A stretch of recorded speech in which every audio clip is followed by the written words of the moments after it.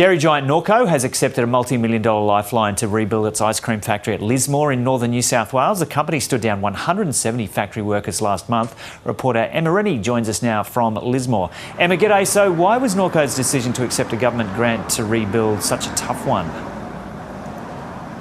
It was something that they actually went back and forth on for several weeks. Norco lays claim to being Australia's largest and oldest Australian-owned dairy cooperative.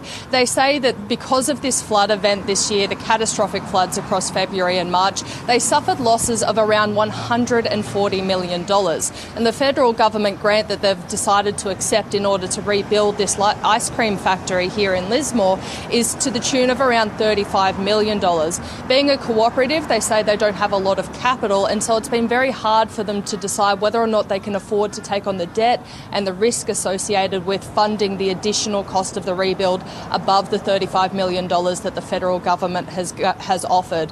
So they did go back to the federal government and ask for an additional $9 million. The federal government very firmly denied that request, but it did allow them to redirect, I guess, the funds that they received from a grant back before the floods, even before the pandemic. So that's $11 million, which was originally earmarked for another project that they can now direct towards their rebuild.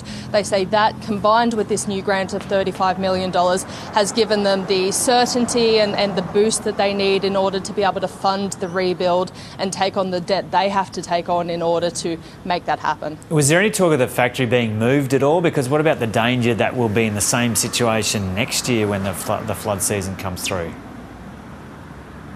Yeah, there was some consideration about whether or not it was wise to rebuild a factory which is here on the banks of the Wilsons River in Lismore.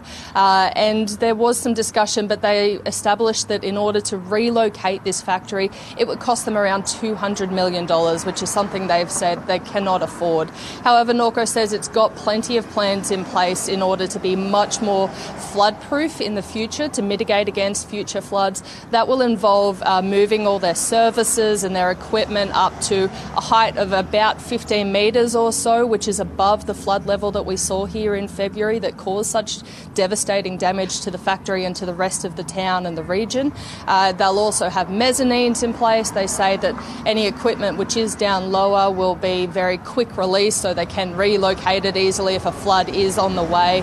And that has given them the confidence, essentially, to say that they'll be able to recover quite quickly from any flood up to the height of what we saw this year. And in fact, Michael Hampson was at pains to tell us this morning that historically the Norco factory here in Lismore has been very resilient to flooding. Lismore is a town that's had 100 floods, and this factory has survived 100 of them. The one that it didn't was the mega flood that we had in February, which was a 1 in 500-year event. And Emma, how's Lismore feeling about this? Presumably this is terrific news for the community there. Yeah, I mean, there certainly has been some, I guess, questions about why Norco is rebuilding here on the river, as I mentioned before, but I think largely the business community has been very welcoming of this move. Norco is one of what's been described as an anchor business here in the region because it is a private a cooperative, but a non-government service that employs so many people. It's seen as really being, I guess, a key driver of the local economy. You know, before the floods, they had more than 200 people employed, which is significant for this part of the world.